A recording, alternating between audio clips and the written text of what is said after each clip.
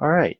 So we left off talking about Eero Saarinen, and want to finish one last project by him that represents sort of a new direction that he began to take in the mid-1950s. This is the TWA terminal at JFK Airport in New York City. So the examples we saw last time were typical international style, what we'll see shortly here, more Misesian style of architecture. But he also really began to move towards a more expressionist form of modernism that we'll be talking about after I finish this lecture. And you'll see a little bit about what I'm talking about when I talk about expressionist modernism, and then you'll understand it a little better with the next lecture coming up here. But this is really well expressed with his terminal for Trans World Airlines at JFK. So here's a view of it soon after it was built. This is a brand new terminal for an airline that most of you probably never, maybe you've heard of it or seen it in movies or something like that, but you've certainly never flown it. They unfortunately went out of business, I don't know, in the early 90s or something like that. But TWA was one of the major American airlines in the post-war period before they and Pan Am were two of the most prestigious airlines. And this was a brand new terminal for them at JFK. And commercial aviation is something that begins in the post-war period. There were planes in the 20s and 30s, but very, very few people ever got to fly in them. And, it was still pretty dangerous and so forth. But with the end of World War II and the beginning of the 1950s, we entered the jet age, in which airplanes can, handle, hundreds of people and fly them across the world, or you can go from New York to LA in like 6 hours or something like that. So it was really a radical shift in the way people moved and traveled and so forth. So like we talked about during our lecture on the Industrial Revolution, and how architects would create an architectural form or expression for this new age of railroads. The same challenge appears in the 1950s and 60s on aviation. How should architecture reflect this essentially brand new form of transportation? And Saarinen's answer to that is really best expressed here at JFK.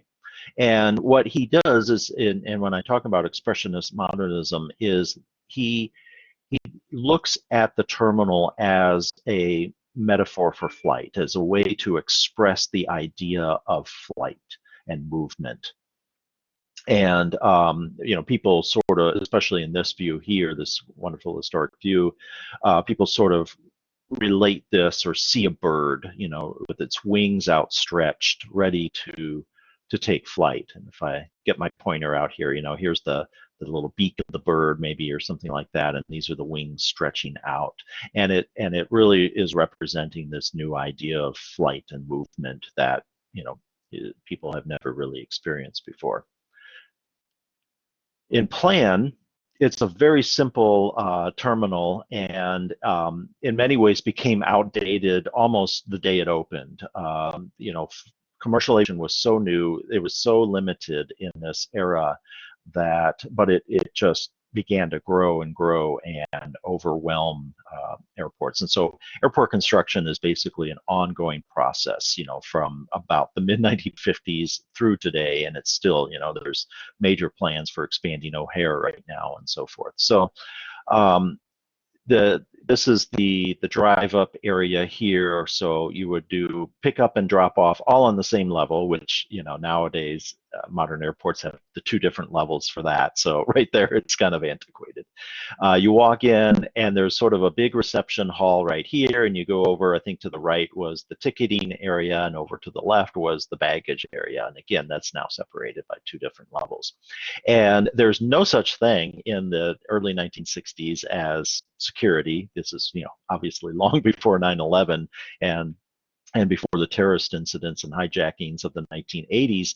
And so you got your ticket and you walked up a little flight of stairs and you entered a lounge, and just this big common lounge, and you sat there with a view out the windows looking at the tarmac at these cool shiny jet planes, and you waited for them to call your flight, and then you walked down these ramps. There's one here and one here, and they're shown cut off, but they would stretch out towards the tarmac and lead you to a gate. And I think even at this time, you actually didn't get on your plane on a jet bridge. You went across the tarmac, walked across the tarmac, and climbed up a ladder to your flight.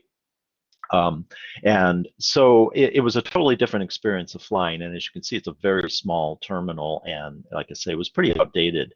And it's actually really fortunate that this survived. It got added on and gobbled up by bigger and bigger terminals all around JFK Airport, but they never actually tore down the original one. And it's been since, in the last few years, restored as a hotel. And you can go and stay there. It's on my bucket list to do after this whole shutdown thing ends.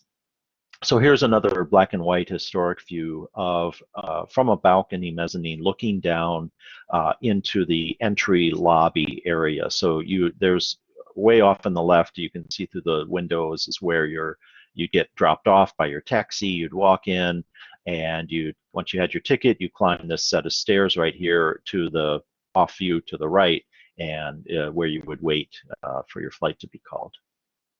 And you can see he really uses this concrete, this cast concrete, as a plastic form. And Saarinen is one of the first to really do this. And we'll see some other examples shortly, but by other architects. And of course, it's very common now. But whereas we talked about like Unity Temple and some of the other early Corbusian buildings, they're basically, vertical forms, and you pour the concrete and you create a wall, and maybe you can create a floor slab with it and so forth. But Saarinen realizes, hey, the form doesn't have to be square. It doesn't have to be straight. We can make it any form we want to. And in fact, a curving form is almost like a vaulted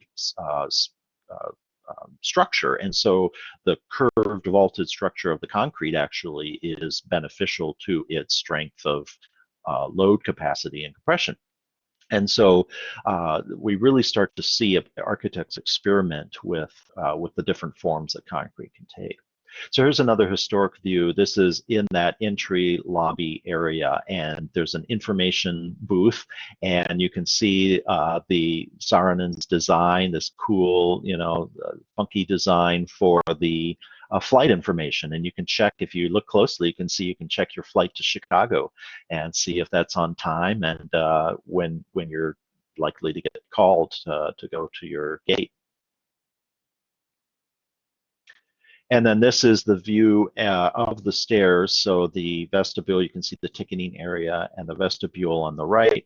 And then you walk up the stairs here, and the lobby is over to the left, and you can kind of see it through the glass. You can see the tarmac, and you can see the planes out there. And again, this form of the concrete of the ceiling, which is sculptural, it's beautiful. There's no ornamentation on this, so it's a modernist form of architecture, but it is very expressive and very beautiful in its form. And that's something that a lot of architects begin to pick up on.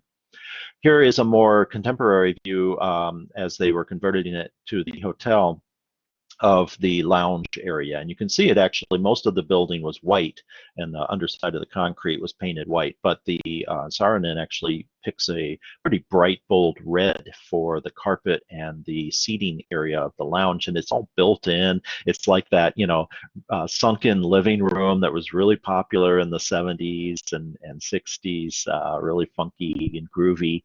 And it's totally different than the kinds of benign, flooring benches and chairs that you sit in most airports today. The whole idea of going to an airport was an experience, and you could dine there in the restaurant, you could just watch planes, and people just went there because it was a fun thing to do. And it's not something you can do anymore. You have to have a ticket, you have to go through the incredible level of security. So here's a view of one of those fancy, shiny new jet planes with a view of the terminal in the background. And you can actually see one of the little gangways that lead out towards the tarmac that you would walk down, and then you would, walk across the tarmac and climb up the stairs into your plane. In one final view, this is a more contemporary view of it just before they converted it to the hotel. And the link there, which we can't do, but I've posted this in the shared videos on the YouTube page, is a silent movie from 1972, so about 10 years after it opens, of somebody walking around in different vantage points of being in the terminal. And it's a really fun movie. You see the old taxis pulling up, and, typical New York, they're like you're almost crashing into each other, and then you see the people coming and going, you see the jet planes moving in and out, and you really get to sort of experience what it might have been like to be in this terminal. And like I say, even if you're used to flying today in and out of OHare or Midway or something like this, this was a completely different experience.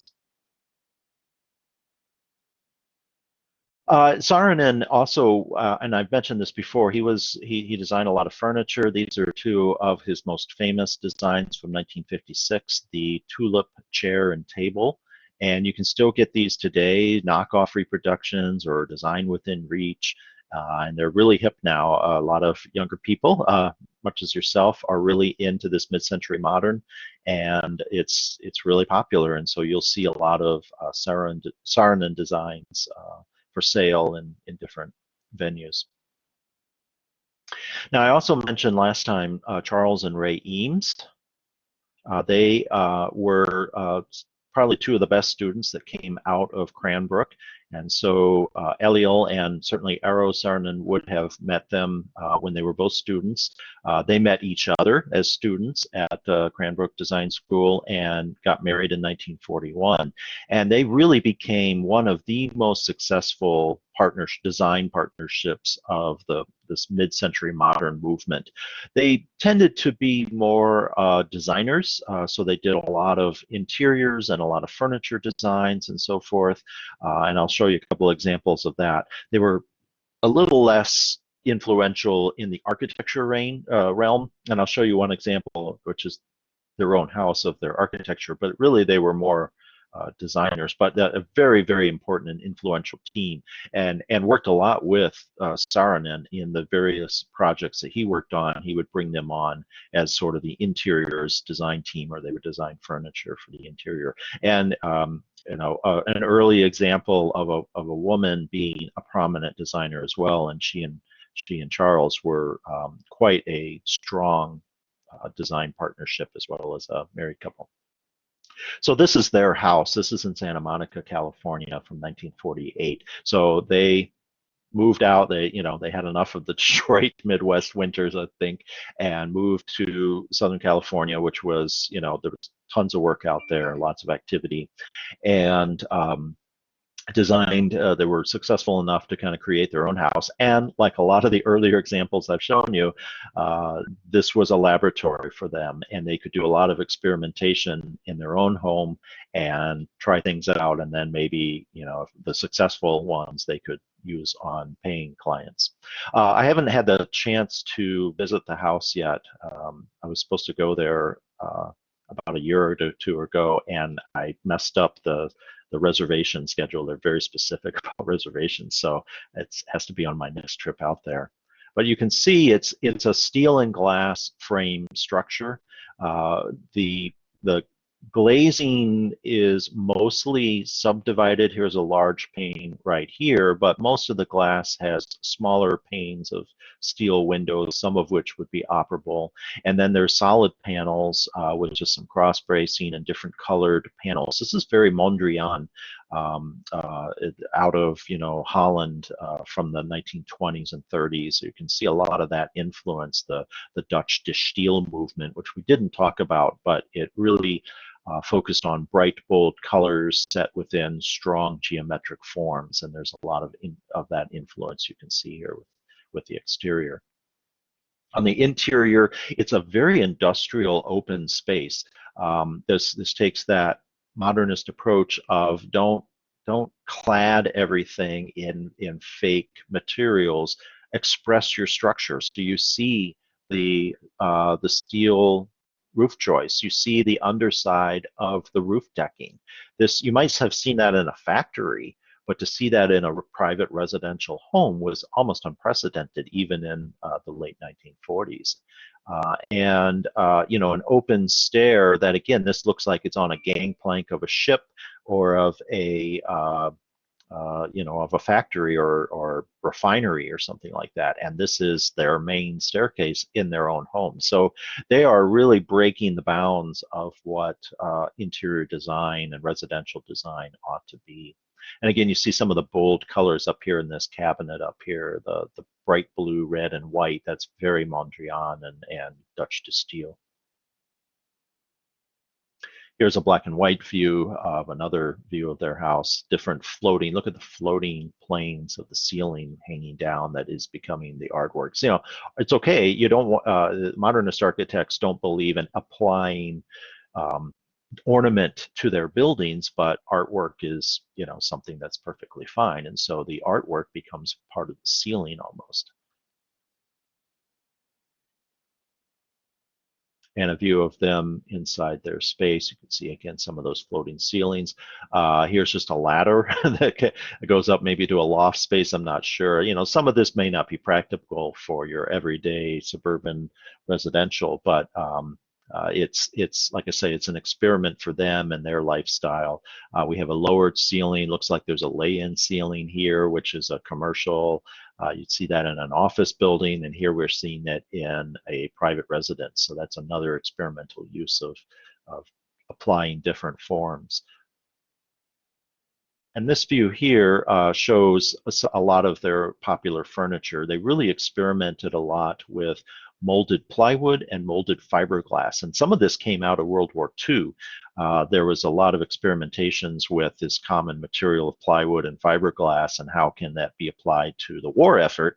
And out of that, those experiments and that understanding, they then in the post-war period said, okay, how can we make this more practical for people and their lifestyle? We can make furniture out of it. So these molded fiberglass chairs are still iconic. I mean, I've got one in my office. You see them in offices and in homes all over the place. These chairs right here and here, you see them in classrooms, probably even still today at universities and grade schools and so forth. So these are really a lot of these forms, and even if other designers who were heavily influenced by the Eames. All right, so I'm going to stop this